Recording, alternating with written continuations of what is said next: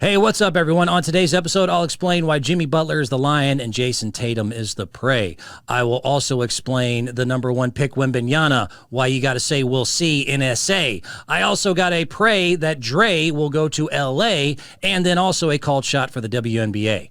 Lots of rhyming, lots of fun. Stick with it.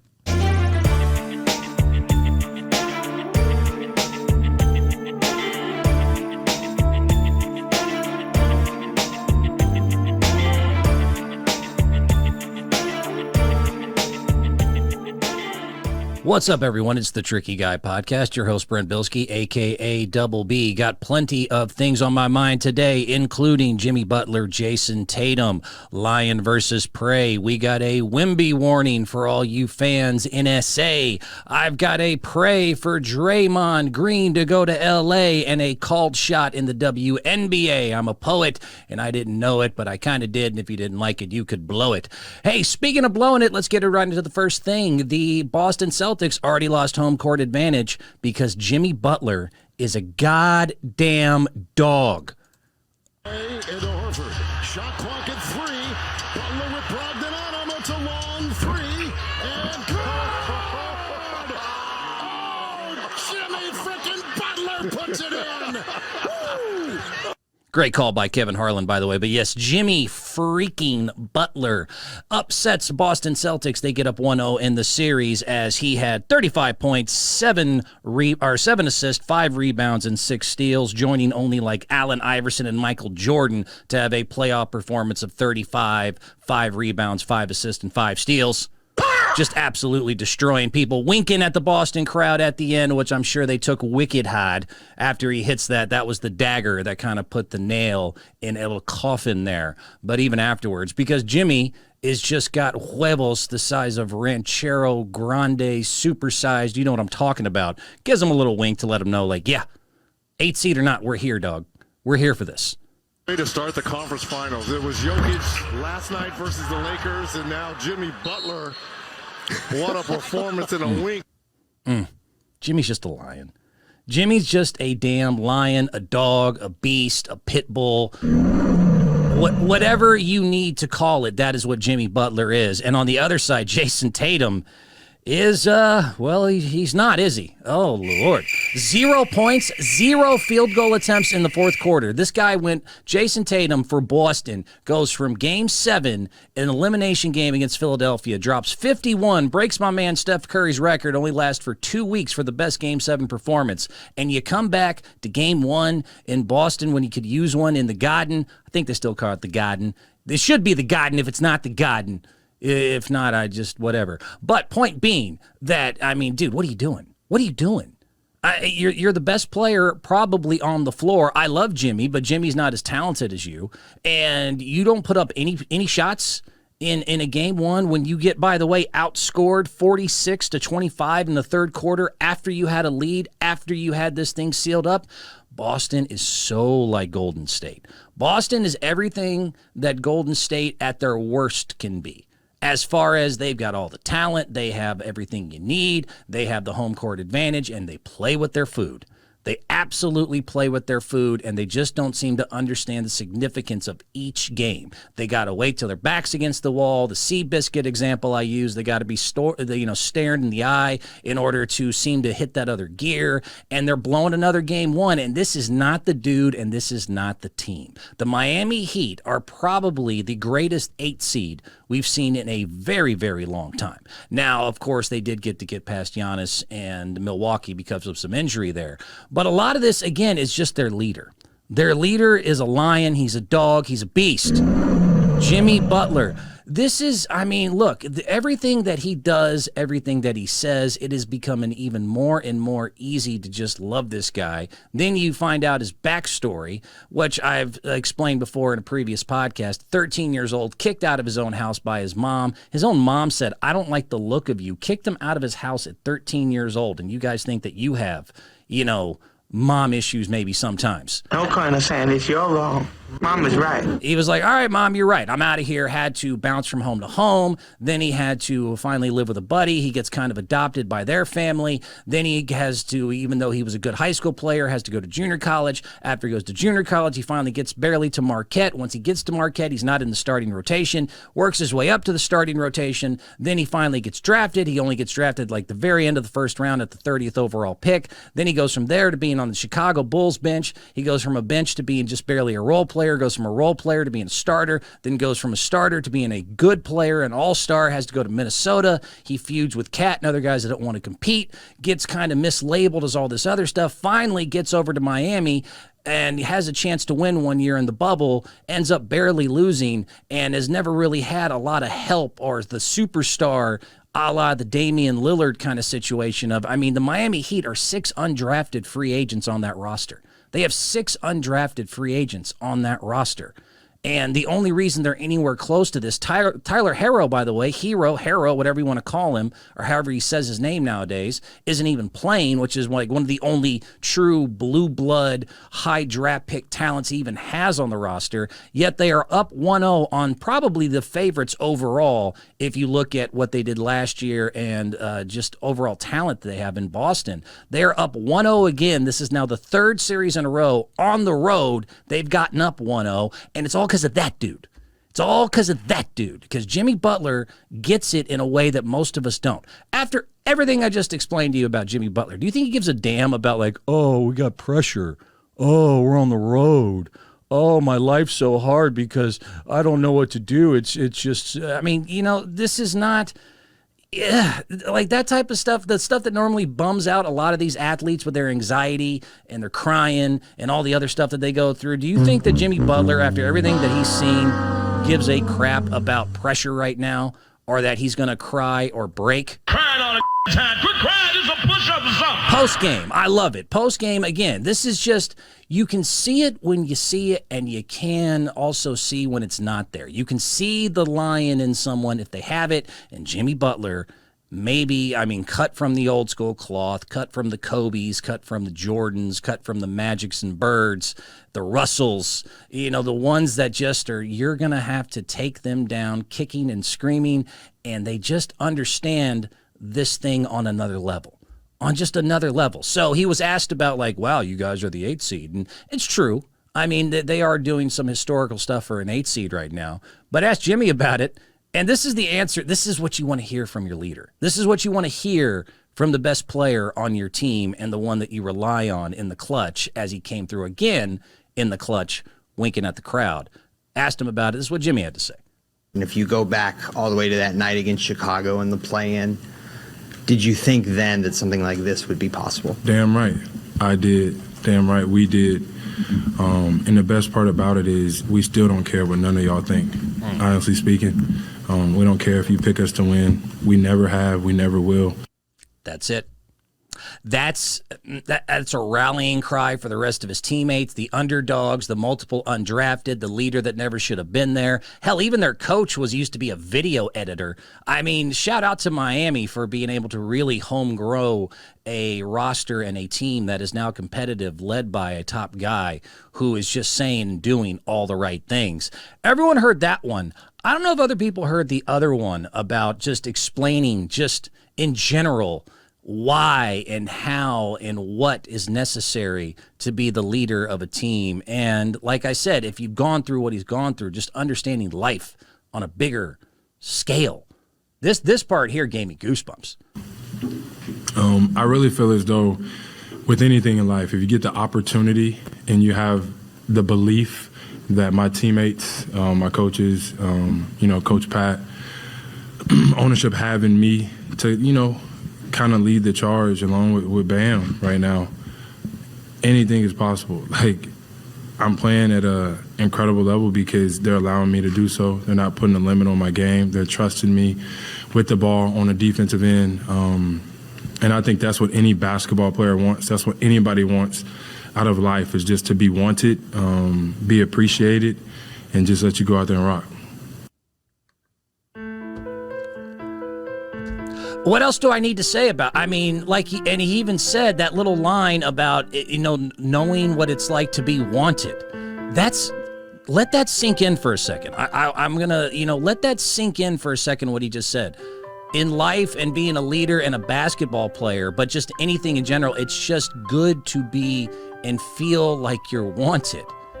Don't think that doesn't come from anywhere. 13 years old, barely 6th, 7th grader at that point. His own mom said, you got to go. I don't like the look at you anymore. I don't want you. I don't, you know what I mean? So don't think that doesn't, get goosebumps just thinking about that. He probably didn't even realize there's so many Freudian slips that'll come out in conversations. But to say to people, as a leader and as a basketball player and just in life, what it's like to be wanted. Coming from the same guy who got kicked out of his own home at 13 years old. You don't think that had something to do with it? You don't think that had something to do with it? Okay, good luck. Good luck. Good luck trying to figure all this out. That's amazing. Jimmy Butler's that dude. And on the other side, I'll get more into Jimmy in Miami as the series goes along. But holy Lord, on the other side completely, Jason Tatum. That's a huge bitch. No field goal attempts, 0 points in the fourth quarter. When you say, and he even said, quote, after this game, or one of the games before, humbly, I'm one of the best players on the floor. You know you're one of the best players on the floor. You come off the record-setting all-time points for a Game 7, and you don't attempt a field goal, and you don't score a point in the entire fourth quarter in a Game 1 at home is just, it's phenomenal. It's phenomenal that you can be that hit or miss. That's chef's kiss of just, that is a special level of not just getting it. I don't get it. I get it. How? And this guy, we were just showing you the examples of like the Jimmies and the Lions and the ones who understand. Jason Tatum trained with Kobe. If there's anyone who has ever roared as loud as anyone not named MJ, it is Kobe freaking Bryant. This is not the reason, too, of just either through circumstance or you're just born with it. You either got that dog in you or you just don't got it, man. And I just don't think Jason Tatum has it. And again, in the big scheme, in the big picture of life, it's not a death sentence. It's not something that is always necessarily healthy, by the way. Michael Jordan versus LeBron is the lion versus the nice guy. As I showed it in the podcast yesterday, the Kobe thing, when Kobe was talking trash in Spanish to Scola at the Olympics because Spain had beat them 4 years ago, and Kobe wasn't even on that team. And he learned to talk trash in Spanish, and he's just giving it to him. I'm about to kick your I'm about to get your culo and stick it in the thing, and a la verga, chingada way, and all that stuff. And then you see LeBron come on the other side of the free throw line. Kobe, enough, stop. LeBron was always more loved as a teammate. He is a nice guy. The Kobes, the Jordans. Butler did not always get along with his teammates. I don't hear maybe as much with Jason Tatum. Jason Tatum might be a swell fella, but when it comes to leading your team to a championship and you're the best player and you just came off a record-setting Game 7, 0 attempts, 0 points, had 3 turnovers at the end. They tried to finally get him involved. Poor who was it? Missoula threw his clipboard at one point in the third quarter as they got outscored at home, 46-25. 46-point third quarter, the most Miami Heat have scored ever in playoff history in a quarter. And they tried to get him involved, and instead of doing anything productive, he did what Jason does a lot, which is if he's not rolling, he just sinks from the pressure, sinks from the responsibility of being, quote, humbly one of the best players in the world. This is embarrassing. Strus is on him. Tatum is there. Intercepted. Tatum. Stymied down low. Stymied in travel. Tries the reverse. Rebound Horford. Tatum fakes the three. Another travel. 3 turnovers in the last 3 minutes. That's certainly something. That's quite an accomplishment to get no points and 3 turnovers when you're one of the humbly best players in the world. Oh, good for you. And just, you know what, watch it again. Watch it again because, and if you, by the way, if you're listening, we also have all this on YouTube. This is where the videos go. Tricky Guy Sports. Make sure to go to the YouTube and search it, and you can find the episode, and you can see some of the stuff. Because you really need to kind of see, too. Look at just the uncertainty in these moves. Look at kind of the hesitation versus, a Butler. I'll play both back to back here to kind of prove a point. So watch Tatum and his kind of unsure, unaggressive nature in these 3 turnovers. Strus is on him. Tatum is there. Intercepted. He's kind of hesitating, doesn't really know where he wants to go. Drags his pivot foot. Tatum fakes the three. Another travel. You know, you can see the frustration. So remember that, and then look at the other side when they have an opportunity to get the dagger done. Jimmy, who's not even a great three-point shooter, look at the difference. Into Horford. Shot clock at 3. Butler with Brogdon on him. It's a long 3. And Give me that. Give me that. Jimmy frickin' Butler puts it in. And also no, like, look at me, no, even I love Steph Curry, but even no dancing, no nothing, just back on defense, doing his thing. The most you get out of the Lions, the Killers, you might get a fist pump, you might get, that's if they win a finals, you know what I mean? And then in this one, winning a game 1, you get a wink. Way to start the conference finals. It was Jokic last night versus the Lakers, and now Jimmy Butler. What a performance and a wink. Yeah, that's all you're going to get out of a true killer. Is like, yeah, it's what I do. It's nothing. It's a Wednesday for me. And if you can't see the difference, you just can't see it. If you're a Boston fan, I'm very, very sorry. You still should win this series. Look, the fact is, after everything I just said, as much as I love Jimmy Butler, they are an 8 seed with 6 undrafted free agents. The Boston Celtics do have home court, even though they just lost it technically by losing game 1. They do have a deeper, better overall roster. The Miami Heat did have to hit 16 of 31 threes, which is something that you cannot really rely on if you're going forward in Miami Heat, that you're going to shoot over 50% from the three-point line. Damn, Daniel. They were outscored 62-40. Miami Heat was outscored 62-40 in the paint. Matter of fact, the Boston Celtics, up until the end of the first half, had outscored them. I have this somewhere in here.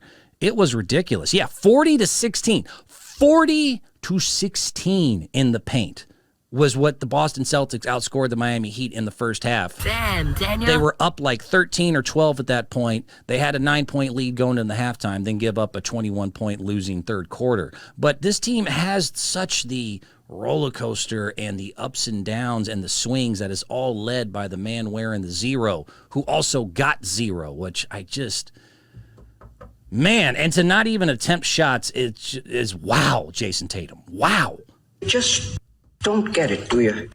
You don't. But man, I've said it, Boston to me, I've kept an eye on them a little bit. I'm like, this is Golden State light. This is the team that takes games off, that plays with their food. You're hearing that phrase a lot. They are. They're like a team that plays with their food a little bit. And Jimmy's just hungry. Jimmy just wants to eat. Jimmy's more like, have you ever seen Will Ferrell in Get Hard or any, prison movie there, or the military, Full Metal Jacket? Jimmy's just there to eat. He's not there to play. Jimmy quit school because there was recess. Jimmy found out there was recess, said, F that noise, I'm out of here. Jimmy don't play. Jimmy doesn't play with his food. Jimmy eats his food. Jason plays. The Celtics play. It's just not the same level of intensity. So it'll be an interesting battle to see talent versus intensity, because that's honestly what this is going to come down to. You have the talented, much more talented Boston Celtics overall versus a hungry group of a nothing to lose, doesn't fear anything, led by a guy who definitely doesn't fear anything, bunch of dogs who are here to eat. You got one side here to eat, one side here to play, and we'll see who ends up getting dinner. But that's going to be a good series. That's going to be a very good series. You kind of still have to go with Boston. They should win. If Boston can pull their heads out of their collective rear ends and Jason Tatum can remember who he is in the fourth quarter and do what he's capable of, that's why this is going to be a very tough series to go with. I don't really have, I don't really know who I want in that one yet. I'm just going to enjoy it because I'm not really sure how all this is going down. It's good to see role players do well, by the way, in Miami. And again, the unheralded, the kind of cast-offs, the island of misfit toys kind of land there. Kevin Love, who it's depressing to see. I've got a few whites now in the beard, but does anyone else get sad seeing like people that if you're young, you don't know what I'm talking about. But you'll get here one day when you'll see, so many people that you grew up and watched get into whatever, they either pass away or they just look old. Even worse than when they pass away. When I see someone who I remember and I grew up watching and now it's like, oh, you're old. Oh, man, what happened? What happened to my life? I thought, I was always going to be 21 and bulletproof. Kevin Love, though, can still do Kevin Love-ish things, and the big thing is the outlet. It's the lost art of the outlet pass, the rebound, full court, get you a quick bucket, the veteran stuff here. Kevin Love, you got to love this, pun intended. Love dad jokes. The fire from 3. It's a Love rebound. How good has he been in his career? Wow, what a good throw. Into Struz, who got it. Looked like Tua. Wow. A right-handed Tua, that is. For the Finns. The right-handed Tua. I get it. But yeah, another replay. From This Love is moments ago, huh? I would say this is just a Kevin Love type pass. Yes, yeah. We've seen it his entire career. First look, Reggie. I'm going for Miami. I'm not going to lie. But the way Boston acts, plays, the inconsistency, the lack of their leader understanding the moment versus another guy just not only explaining basketball but explaining life and doing it in a way that is just very easy to respect, knowing his whole story. Go Miami. Go get him. Go win this whole damn thing. You can win this whole thing. You really can. I mean, there's an opportunity for you to do it because so many things have happened this year, weirdly, that, this could be if any 8 seed can pull off the whole thing and pull off a really cool upset, it would be Jimmy and the boys. I'm rocking with you. Go Miami. Boston, get some balls, grow some heart. Get something downstairs. This man has no.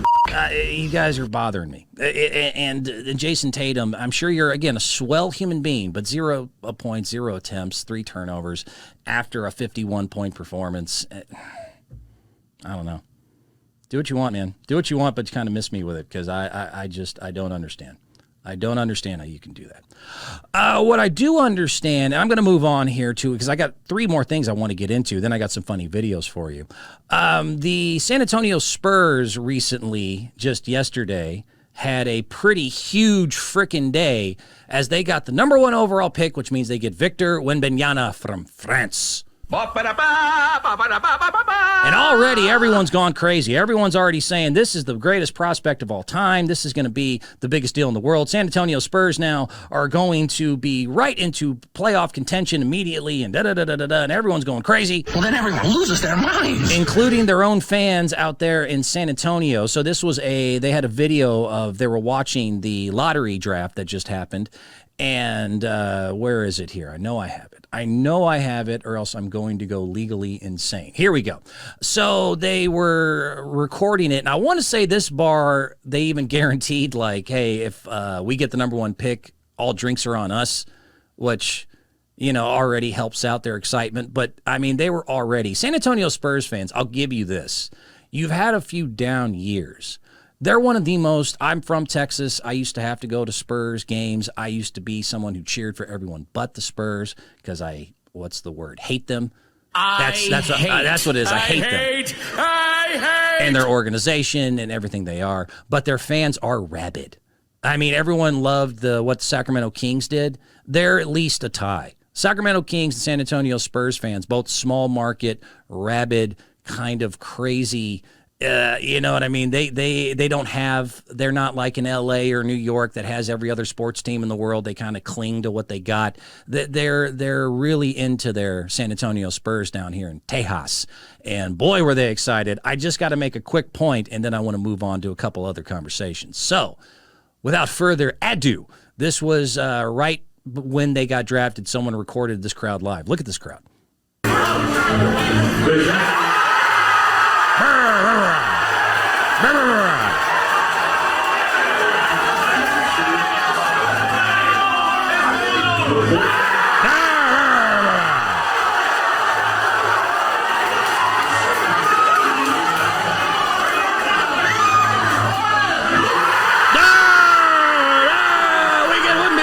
get the French guy.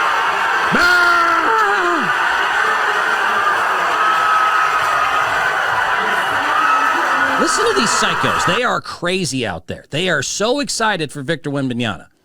I'm so excited. They are so excited. I'm so excited. I'm so scared. Quick warning. Look, it's not that it's not great. It's not that he is possibly one of the best prospects the world has ever seen. And arguably the best. 7'5" at 19 years old. Can shoot the three, can handle the ball, plays defense down low. This kid does not have a weakness in his game other than he's pretty skinny right now. But that's probably because he just barely hit 19 years old and he's already 7'5". A legit 7'5". I want people to really kind of understand why the salivation is happening in San Antonio and all the NBA draft prospects and everyone else. He is legit at 19, 7'5". You don't see that. That's a huge bitch. You just don't see kids at that size. And he's got handle more than anyone we've ever seen. And he can shoot. I mean, I understand in a very large way why you are so excited. I will just make this quick warning. Be careful with anything in today's NBA that's a draft pick. It's just not. Look, if anything is the closest to a sure thing, and maybe this is the cynical part of me, I look at anything that's a sure thing and I go, we'll see. We'll see. I'll tell you this story real quick. It's more of like a life inspirational story, and I'll explain how this ties in to San Antonio and Victor Wembanyama and this idea that you're just going to already, let's start counting rings again. This is Tim Duncan again. This is David Robinson again. Last two times Spurs had number one picks was Tim Duncan, David Robinson. This guy's a better prospect than both combined. So obviously he's going to be just as good as Tim Duncan and David Robinson if you put them together, and they had a 7'5" baby who was French and ended up sleeping with everyone in the third rows up because French people do that. Ask Tony Parker. But you know what I mean? Like this all just going crazy for him. This was a story that when I had to change my life around, I'll tell you this one more time. It's called We'll See. So basically, this is how it goes. There's an old man 500 years ago, okay? Let's just say 500 years ago for right now. Or whatever. It's an old man in a little village, and he has this big farm, and unfortunately, he's down to his last horse. It's just this really old guy and his son. And that's all that's left, and they're really struggling to just survive. And then one day, the old man's last horse, the last horse he had to plow the fields, runs off. It's gone. So all the villagers, the rest of the villagers hear the news. They come up to the old man and they say, hey, heard you lost your horse. That sucks. Old man just says, we'll see. About a week later, horse comes back. The reason the horse ran off, it had sniffed out another mare, and now he comes back, the original horse, with a new horse. So now he doesn't have one horse, he has two horses. So now he can get double the work done in half the time. All the villagers rush back. Not only did you get your horse back, you got another horse. You can do double the work in half the time. That's fantastic. Isn't that great? Old man says, we'll see. Son tries to train the new horse because you got to, teach it what to do. And the new horse goes nuts because it hasn't been, it's wild. Breaks the son's leg. Son suddenly loses the function of his right leg. All the villagers run back and go, oh my God, your son lost a leg. That's terrible. Old man says, we'll see. I'll turn down the music here just to make a point. So then what happens at the end is that a cavalry of like 500, an army shows up, 500 to 1,000 people, and says, hey, we are about to go fight in this huge battle. We need someone to, every young person we can, in order to win this thing, and we need your son. Old man goes, well, he's only got one leg, so he ends up not having to go. Every one of those 1,000 people went off. They're dead. And the whole point of the story, because the villagers come back one last time and say, hey, I heard your son didn't have to go. Old man once again says, we'll see. The point of all this, and that I told that story kind of long, and I apologize for that, but basically the idea is that in life, good things, bad things, you don't know, and you got to let it play out. And I get, as a sports fan, being excited about the draft. But ask, most people that won the lottery, who, when they don't win the lottery, doesn't have all the villagers come and say, hey, heard you won the lottery, that's fantastic. Most of them end up either suicidal, depressed, or broke. You don't know what you got here. You don't know what you got yet, is all I guess is my point. We'll see with a 19-year-old kid who at that height could be injury prone. We don't know mentally how he's going to handle 82 games, how he's going to handle the pressure of the big market, being here in the United States. There's 1,000 things that could technically go wrong or could go right. So we'll see. Just to give you an idea real quick, the last 11 number 1 draft picks, Paolo Banchero was the latest one. But to give you an idea, the last number 1 overall picks in the last 10 years before that are Bennett in 13, who, by the way, has been a complete washout. Markelle Fultz was 17, complete washout. DeAndre Ayton has been okay, but he's probably getting traded out of Phoenix. Cade Cunningham, we'll see, but so far Pistons haven't had any success. Ben Simmons was in 2016. Zion Williams was supposed to be the next big thing in 2019. How's that turned out? As he can't seem to put down the donuts or the beignets out there in New Orleans. Ant-Man 2020, Anthony Edwards has been solid, but he hasn't been a guarantee. Andrew Wiggins, Karl Anthony Towns, and Anthony Davis in the last 10 years are probably the best of the number 1 picks. Are Cat, hit or miss. Wiggins, okay. Great last year, not so great this year. And then Anthony Davis, who's injury prone. So with all that combined and everything else, you have like one really good player who's won 1 title and a good above average role player and then a bunch of, other, do you get my point? Do you get my point? We'll see. That is a bit much. I get it. I get why you're excited, but it's a bit much. Relax. Greatest prospect of all time. Andrew Wojnarowski said the best prospect in all of sports ever, team history, period. We'll see. I'm interested. I'm fascinated. Absolutely fascinated to see what happens out there. Speaking of being fascinated and basically, let me just, because I got too many things I want to do. I'm looking at the time. I got so many activities today. This is a called shot. I'm going to do a called shot one more time. WNBA. Let me make a quick note about what's happening out in the WNBA because the season is about to start. I believe tomorrow. I love the ladies. I mean, they rev my engine. So shout out to you guys. Unfortunately, there's too many. It's still. I said this when there was the Brittany Griner when she had just come back, and she's now been re-signed and she's doing her thing again out there in Phoenix. And she had been on a whirlwind tour and all this. Do y'all remember any of this? And she was kind of doing the same complaints about pay gap and this and that. She got to fly private. She wishes everyone could fly private, and there's a lot of other stuff there. But overall, the WNBA ratings, revenue and television ratings, and just attention to their sport continues to, suck. No one cares.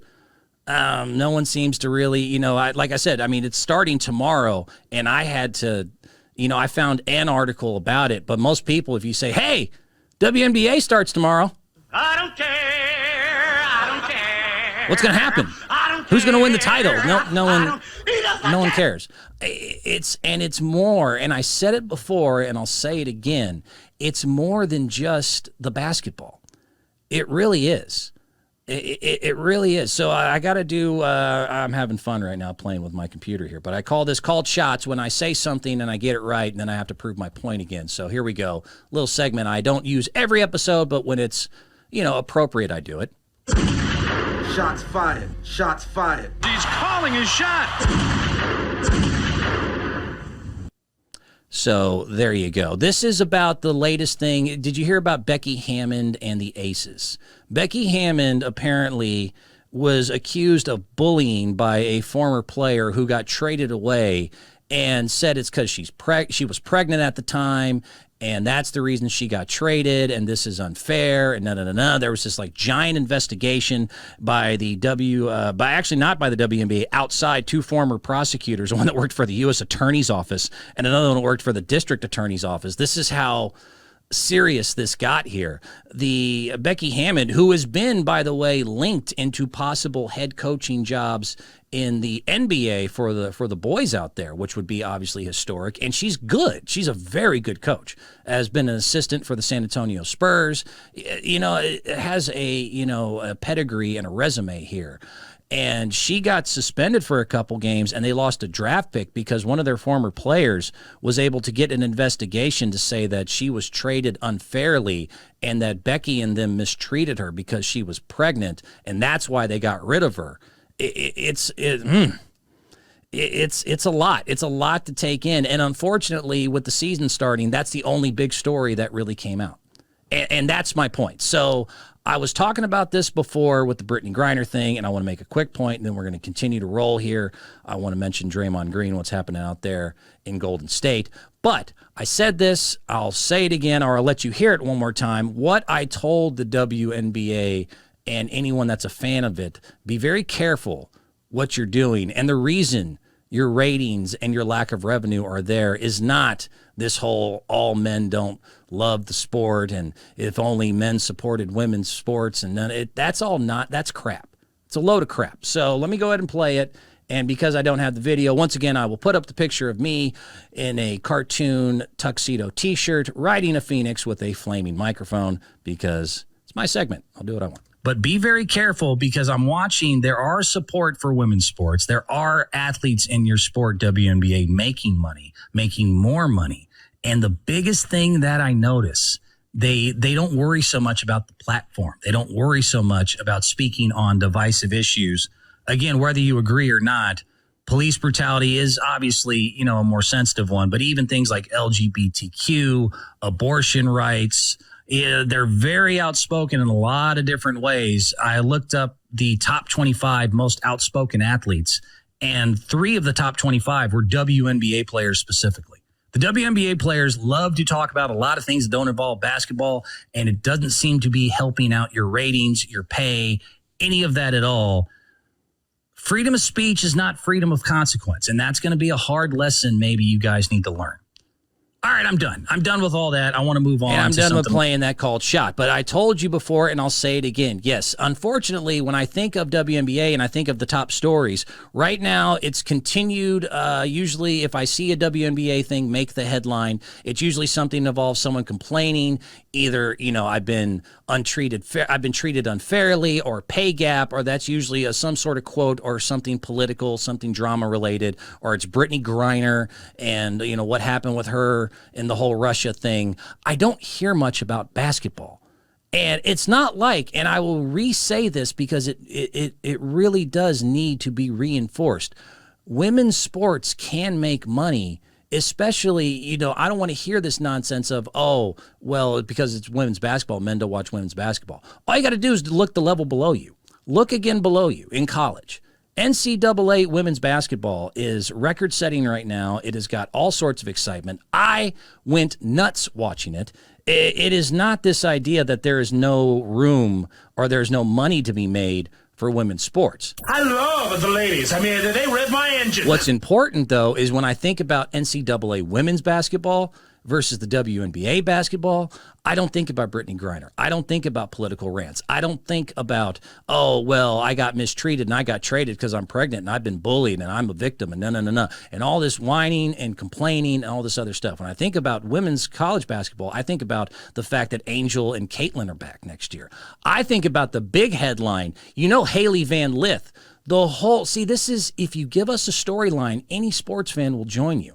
In case y'all didn't know this, the transfer portal, which allows college players now to kind of go free agency, a la LeBron, take their talents to South Beach. The whole thing. So if you remember, Caitlin Clark did the "you can't see me" gesture out there to Haley Van Lith, who was at Louisville at the time.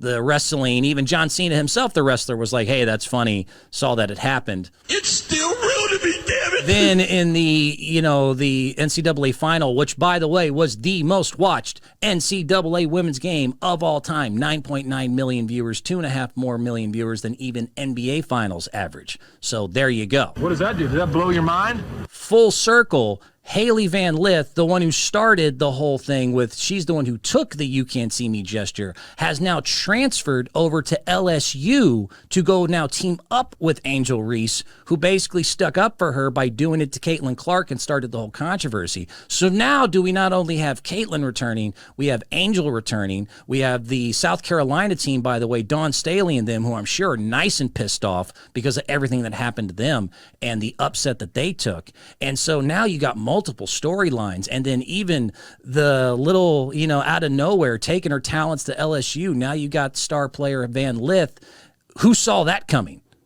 I can't resist a dad joke, but who saw that coming? That she would then go say, you know what? You're going to "you can't see me," and you lost to them. I'm going to go join them, a la, again, like LeBron going to Miami. It's still real to me, damn it. You can't see either one of us. So now I got stories. I got basketball I'm excited about. I'm going to watch if somehow, some way LSU and Iowa play each other. That's going to be the highest rated game, even maybe more than the NCAA tournament. Even a regular season, or if they, God forbid, they were somehow, or not God forbid, God give us this thing to happen, that somehow they make it to the NCAA tournament. Oh my goodness, that would be the most rated, highest rated game in a very long time. Point being, I just rambled and went off on basketball.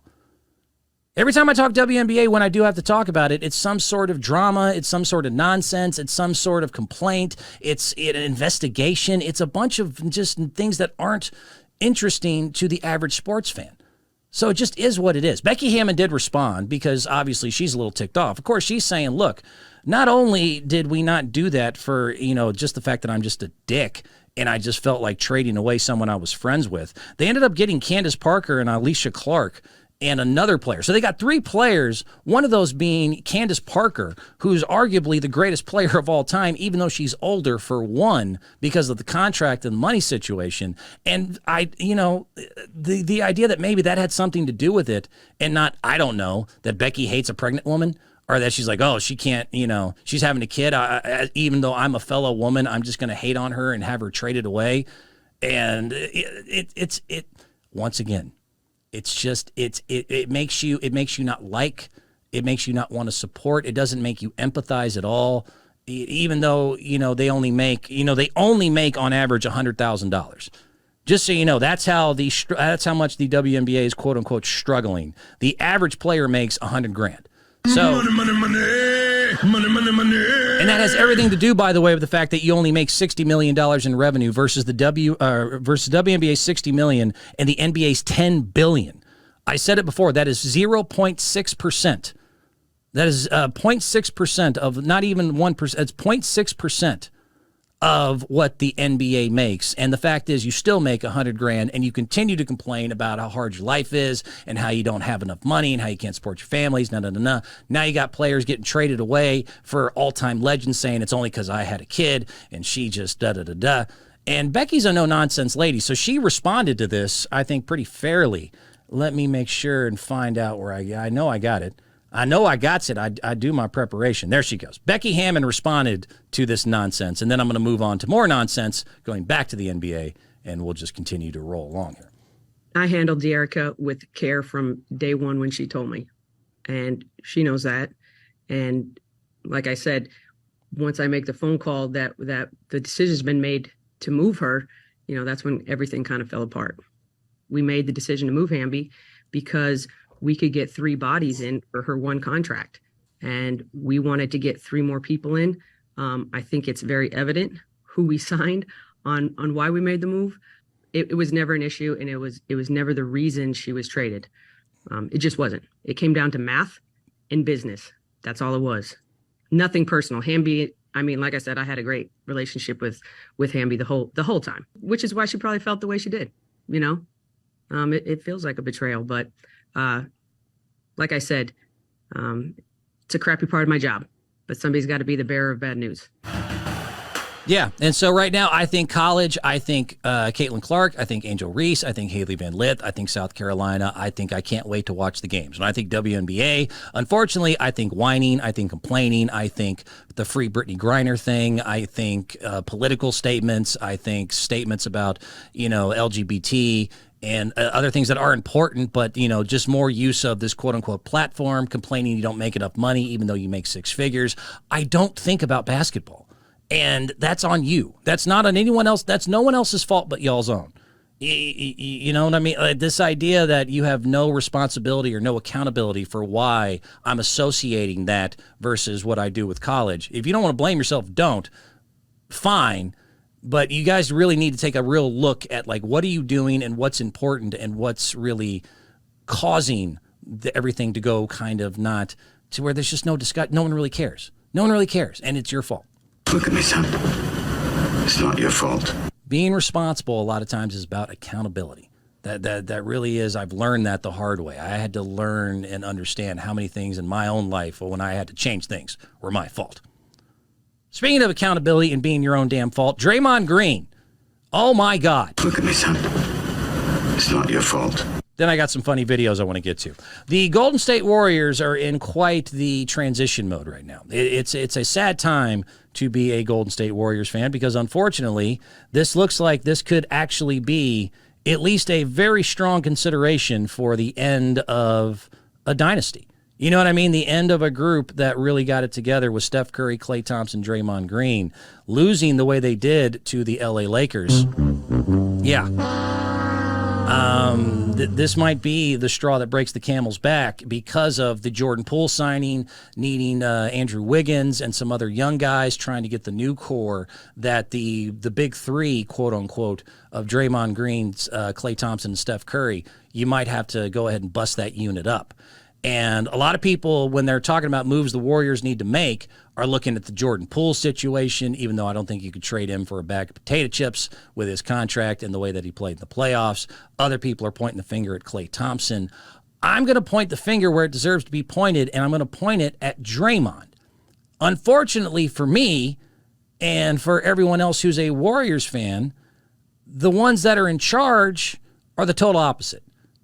Steve Kerr, I have to do this because I am a Warriors fan and I'm starting to get a little separated from the horrible loss here, was asked about Draymond Green specifically and him returning and how important is it. And this love affair between these two is just, it's very strong, it's very real, and there's a huge bias. What he's about to say, I get to a point, is defending his own player, but there's more to it.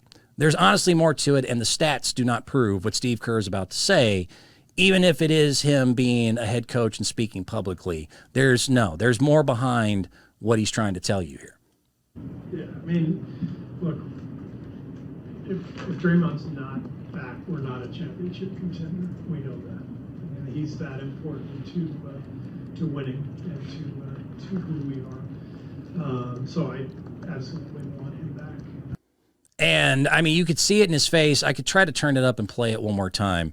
I mean, this is... Yeah, I mean, look, if Draymond's not back, we're not a championship contender. We know that. And he's that important to winning and to who we are. So I absolutely want him back.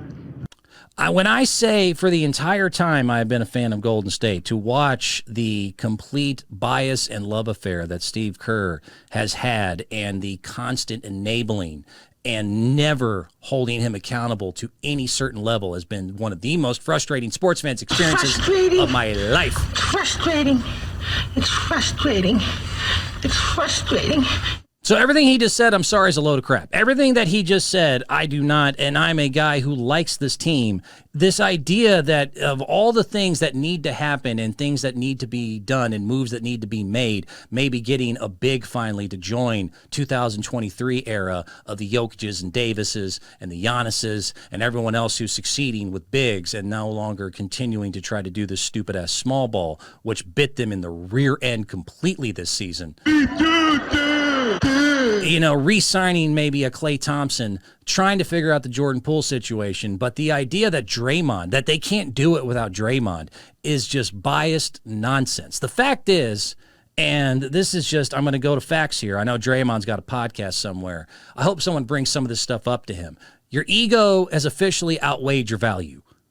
You unfortunately, just kind of like I was rambling and bitching about the WNBA, when I think Draymond now, I don't think about what he does on the court. I think about the technicals. I think about the suspensions. I think about the stomping on people. I think about his stupid-ass podcast. I think about a lot of things, but I don't think about, his value to the team is just completely indispensable. And if you look at the playoffs versus where he used to be when he arguably was really that important to where the Warriors just couldn't lose him because what would they do without Draymond Green? It's nonsense. It's nonsense. Let me tell you what Draymond did in the playoffs this year.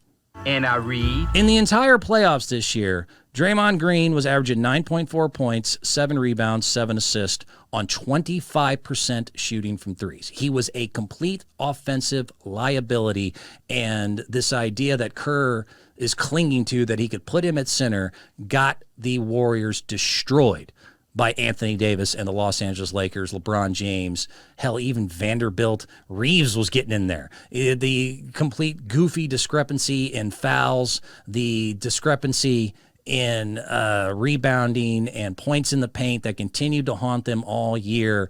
And the funny thing is, if you ask Draymond about it, he says that it's because not that he did admit that at least a lot of the chemistry issues and stuff they had this year was because, he sucker punched his own teammate and that became a huge thing, even though he got no suspension for it. Look at me, son. It's not your fault. I'll go back to the stats here in a second, but this is since I'm on it. So Draymond Green was asked about all this and they said, hey, what happened this year? And his answer, just like Kerr, because they both have this inflated level of importance to a guy who's averaging 9 points, 7 assists, 7 rebounds on 25% shooting, to a supposed coach who thinks that you have to have shooters on the floor in order to succeed, and that's why he goes small. But even Draymond, his version and his answer is that he wasn't allowed to be Draymond enough, that he wasn't able to be even louder and more annoying and talk more. That was his solution to. He was on something with Stephen A. Smith during one of the playoff games here, and this is his answer. This makes sense to a Draymond Green. This really does. This really does.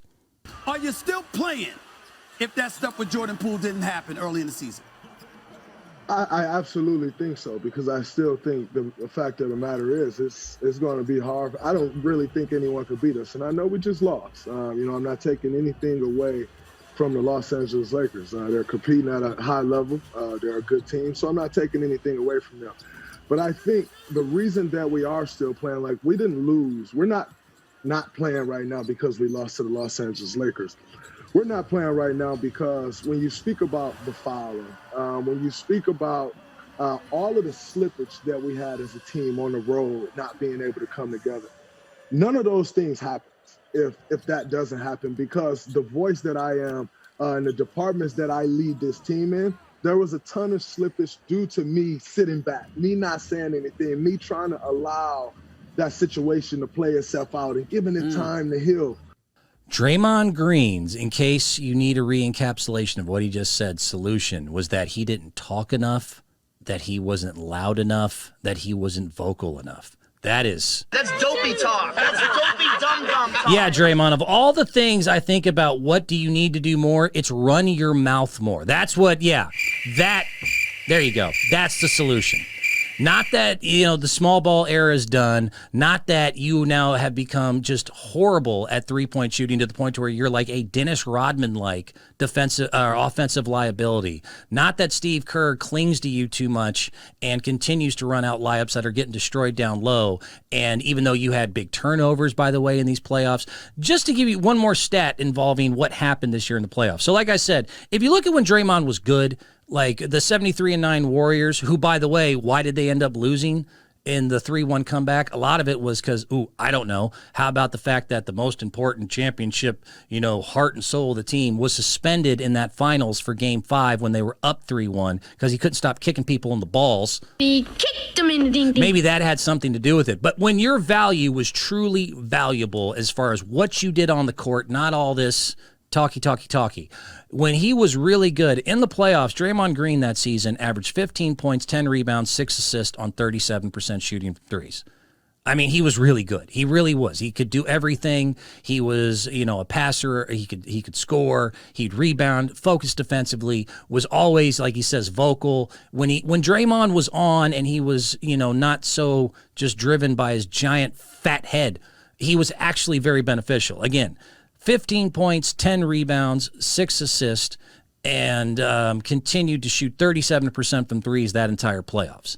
This last playoffs, where they got destroyed down low and just overall had a bad series, he only averaged 9 points, 7 assists, 7 rebounds, and went down to 25% shooting from threes. But here's the one that's really important. And I read. In the LA series that they lost, where he's saying the problem is that he didn't get to talk enough and that there was all sorts of, they didn't lose, no. In all 6 games, go look this up. In all 6 games, when you have the plus minus, the idea of the plus minus stat is basically what do you do? What is your impact on the total score, plus or minus? Is it up higher or lower when you're in the game? So like if you have a good plus minus, you're usually like plus 25, something like that. That means when you were on the court, your teams outscored their team by 25 points versus, if you have -5 and everyone else has a positive plus minus, that basically is like showing like, dude, everyone else's value kind of made up for what you didn't. This is the way for the Draymonds and the others. The plus minus is always a go-to because they don't always have the biggest statistical numbers. And it's the argument, the Marcus Smart, the Patrick Beverley argument of, well, you can't see everything they do. It's the intangible stat. Let's call it that. The plus minus is basically the intangible stat of trying to say, well, this is the only numerical value you can give to my overall impact on the court is like, look at my plus minus and look at the way I'm able to do things that maybe you can't do just by points and rebounds. The plus minus for all 6 games of the Los Angeles Lakers series that they just lost, Draymond Green of the starting 5 either had the worst or the second worst. He was either 4th or 5th. Every single game, win or loss, according to the stat that usually saves his bacon, he had the plus minus that was either of the starting 5, 4th, or 5th. That means he was either the second least impactful or the least impactful player when it came to helping out the score and helping get a victory. All 6 games, 3 times he was 5th, 3 times he was 4th. At no point was he ever the best as far as that stat goes of showing impact or showing that, yes, you're not shooting well. Yes, you're too short. Yes, you talk too much. Yes, you get suspensions. Yes, you get a bunch of technicals. But your value, is so strong on the court. You were either the worst or the second worst of the starting 5 all 6 games. Your Honor, I object! And why is that, Mr. Reed? Because it's devastating to my case! Overruled. Good call! One more good call, and then I'm going to get to videos here. There is an opportunity. There is at least a chance that he might go to Los Angeles.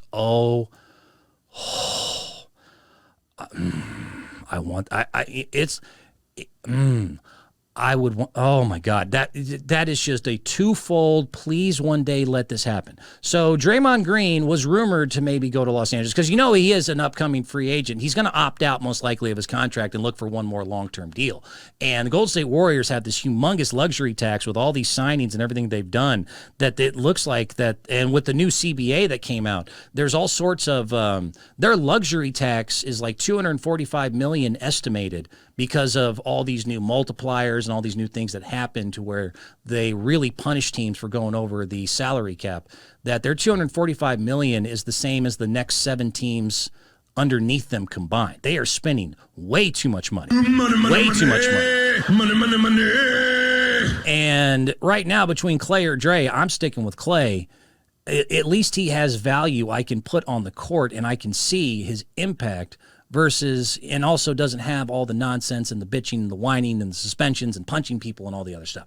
So the idea, though, is that he was rumored to Los Angeles, and it seems like he's starting to really make a push to get that long-term deal. Now, can they afford him? Probably not. Jazz or Thunder would be an easier, better solution.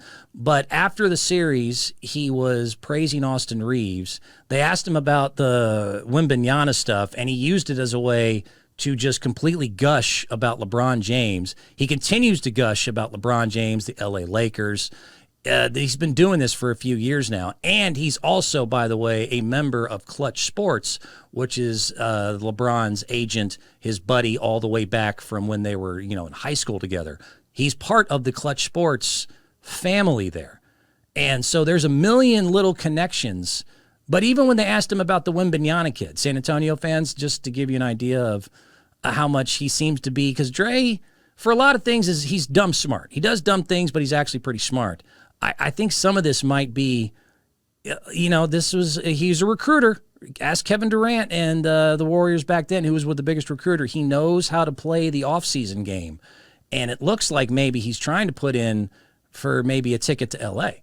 There has been a lot of talk on is Wemby the best prospect since LeBron. I've saw some people say he's the best prospect ever. Of course, everyone's going to say that now, but let's not forget how big of a prospect LeBron James was. LeBron James was a phenom from 15 years old. LeBron James was the number one pick as a 15-year-old. So although we like to move on fast to the next thing, I'm just not going off the rail and saying he's a better prospect than LeBron. However, he is probably definitely the best prospect since LeBron and probably the second best prospect ever. Also, we tend to forget what type of prospect LeBron was because he did the unthinkable. What we thought of him as a prospect, he actually outlived and outdid what we thought of him as a prospect. So it's very easy now in today's day and age to say, oh, he's a better prospect than LeBron, because you forget how big of a prospect LeBron was because of how much he's done. But LeBron was a huge, crazy prospect.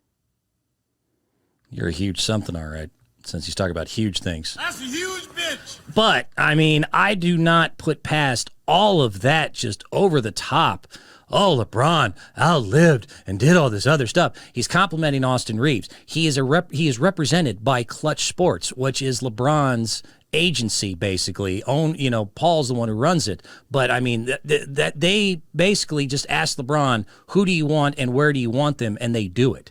And so, while it's an outside chance, there is an opportunity for Golden State to join 2023 and get rid of some of their money and get rid of the bane in my existence. And not only do it, there's at least a chance, and it looks like that he's kind of hinting or trying very, not so subtly to get over to Los Angeles. And that would only be even more beautiful because it most likely ruins any opportunity to get a free agent of true significance. Oh, my Lord, please. Give me a second here.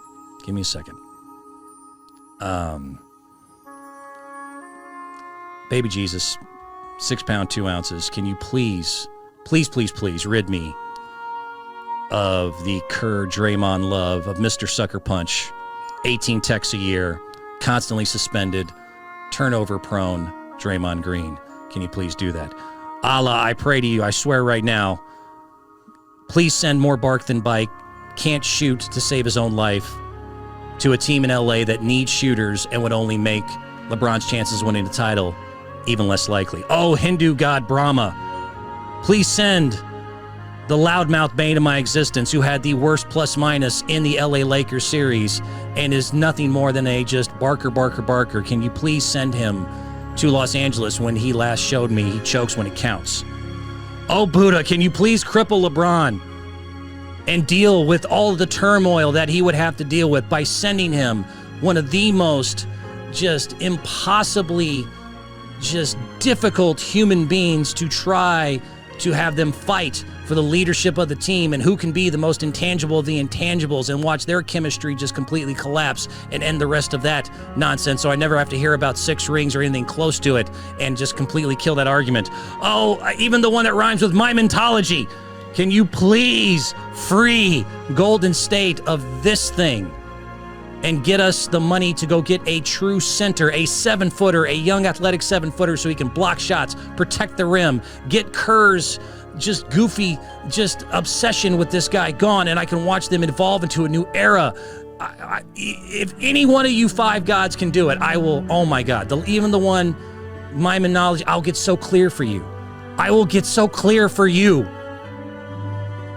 I'm a free agent. Whatever one of you religious deities gets this done for me, it's at least a possibility. It seems like he wants it. If you can get Draymond Green to the Los Angeles Lakers, I will forever be your disciple. I will be your #1 speaker. I will do a whole podcast on nothing but the miracle that you created for me. Please, any one of you I just pray to, please send Draymond to Los Angeles. Please. I'll be forever in your debt. Be forever in your debt. God, that'd be amazing. God, that'd be just unbelievably amazing. All right. Enough sacrilegious here. Let's go ahead and get some videos and end it and call it a night. Have some fun. You seen it? You seen it? Don't look at me. Don't look at me, little puppet. Have you seen this? Have you read about this? I do use a lot of videos, but at the end is really, this is the chance for you, if you listen, to go to our YouTube page and search Tricky Guy Sports. Put all three together, Tricky Guy Sports. This is always my fun way at the end to cleanse my palate, to have some just entertaining things for you to laugh at, because we need to laugh more in life. Although if Draymond does get to Los Angeles, I will laugh my ass off. I will make the Joker look like he's on Valium. But I got other stuff we can laugh about. So let's go ahead and get into it. Again, Tricky Guy Sports, go to our YouTube page, like, subscribe, all the stuff I'm supposed to beg you to do. I had mentioned earlier Freudian slips. Freudian slips, in case you listen to some psychologists will tell you that almost all Freudian slips do come from a real place. That almost all of them come from a real place. And there was a lady on the NFL Network discussing Jalen Carter, recent NFL draft pick. This is a good one here. So she's talking about, and Georgia, the Georgia football player, and they even have like some new 15-year-old who's already like 270 pounds. Georgia is already getting the moniker of having, even for football players, that's where the big boys go. That's a huge bitch. Keep that in mind. Freudian slips, as this lady on NFL Network slipped. The names that we're hearing is Jalen Carter, the D tackle from Georgia, just won a national championship with the Bulldogs. Big guy, 6'3", 315 pounds. He could make an immediate impact, a day one starter, because of his ability to create pressure. But there's he can make an impact. All right. One more time there, lady. Let's go ahead and do that again. Big guy, 6'3", 350 Bulldogs. Big guy, 6'3", 315 pounds. He could make an immediate impact, a day I'm sure one he starter, can. because of his ability to create pressure. But there's Anyways, thought that was pretty entertaining there. Freudian slips are a real thing, and be careful because, sometimes it's like, oh, he's so big. That's a huge bitch. He's so big. Oh, my goodness. So that was a fun one to start things off with. Motivation's always good in life. Sometimes you don't know when it's coming. Sometimes you'll be running along with your dog, and an elk out of nowhere will decide he wants to go ahead and train you. Motivation can come from anywhere. Check this out.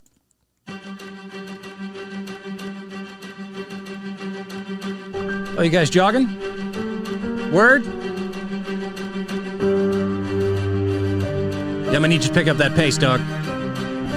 Pick it up! Go faster! Faster! Run! You can do it, Rock! Run! Run, Forrest!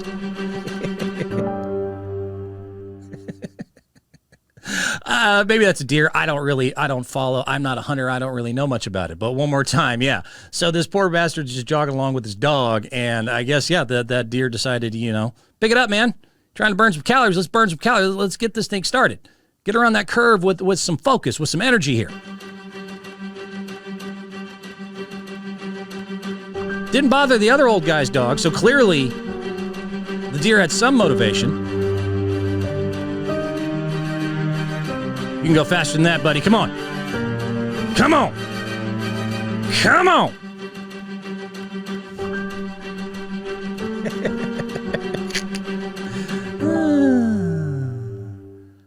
Life can come at you quick. Sometimes you can just be playing Little League and have a damn tornado come out of nowhere. Shout out to whatever umpire this was that saved this little kid from something bad going on. This is insanity. And I've seen this, Texas, we do in Oklahoma area I've been around, the tornadoes can come quick. Middle of a Little League game, tornadoes pops up on home plate. Life comes at you quick. Look at that. Jesus.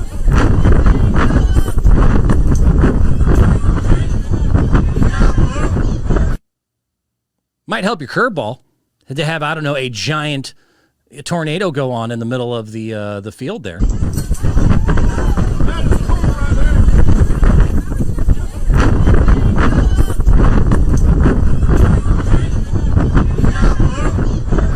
Shout out to that umpire, too, because that would have been a twisting a la Dorothy and, oh, God, the Wizard of Oz. You know what I mean? That would have been just, hey, there's no place like home plate for you to turn off. I would have left that kid sitting there in the middle of that tornado, happier than a pig in you-know-what. What's that, ma'am? Oh, I'm sorry. Did your son blow away? Is he got to tap his shoes? Has he got to tap his cleats together? There's no place like home. I don't know what to do about that. I'm just an umpire. I'm getting paid minimum wage to call balls and strikes. Matter of fact, you were kind of on my ass about the last time he was at bat. Yeah, I don't know where he went. He went away. You know, I think he's being currently chased by some crazy-ass deer. As a matter of fact, you go get him, lady. You go take care of that. I'm an umpire. I ain't got time for all that. What I do have time for, and this is probably my favorite, this is the one I'll end with this one today because this is just amazing. I've told you guys I'm a wrestling fan. I think I've made that clear. It's still real to me, damn it. There's another thing, and it's a sport, right? Rollerball. Does anyone remember rollerball? Which is like wrestling and roller skating and like NASCAR racing if they all had a weird redneck psychotic baby. So they would just get in a roller ring and they'd roll around. And somewhere between hockey, wrestling, roller skating, it's just complete chaos and nonsense. And there was the best clip ever in the world I've ever seen. This is the Jordan from the free throw line. This is the Kirk Gibson hitting the home run with one leg. This is Jesse Owens taking out the Nazis back in the old Olympics. This is Frazier and Ali. If this isn't the greatest roller derby highlight I've ever seen and just now inspires me to now I want to see this come back, I don't know what is. Some man named Harold Jackson, I don't know where, I don't know when, is just you got to see it. Harold Jackson Rollerball, and I even just entitled it Harold Jackson Rollerball Psychopath. This is the greatest rollerball highlight. I don't know. Maybe there's better ones if you want to send me some or something. I've never seen anything like this.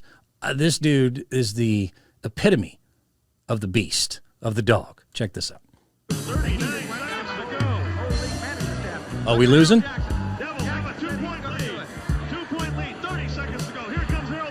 I don't need a deer. I don't need a tornado. Take that. And take that. Look at this lunatic. Swing me around. You gotta swing me fast enough. Sit down, bitch. I'm Harold Jackson. I don't play. I ain't Jason Tatum. Take that.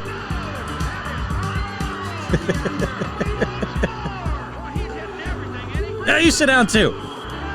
That's great. That was phenomenal. Holy crap. Who gave that man amphetamines? Jesus H. Christ. I got to see that one more time. Harold Jackson. Holy Lord. Devils up 51-49 to the Outlaws, but something tells me this outlaw ain't going to take it.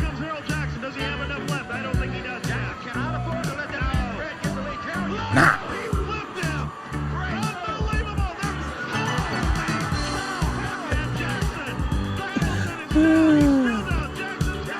You got to sit too. You're my own teammate. I don't give a damn.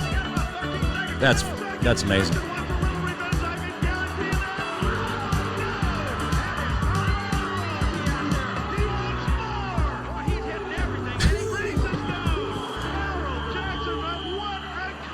What a comeback, and they win. Harold Jackson saves the day. I saved the day. Seems like they got a problem with heroes around here or something. I saved the day, Betty. Bring back rollerball. If Harold Jackson's still around, can he coach? Is Harold Jackson got a kid somewhere? Do we have a second coming that we could put out there in the roller derby ring? Be interesting. A lot of interesting things will continue to happen, and we'll talk about them when they happen. Until then, I gots to go. See you next time.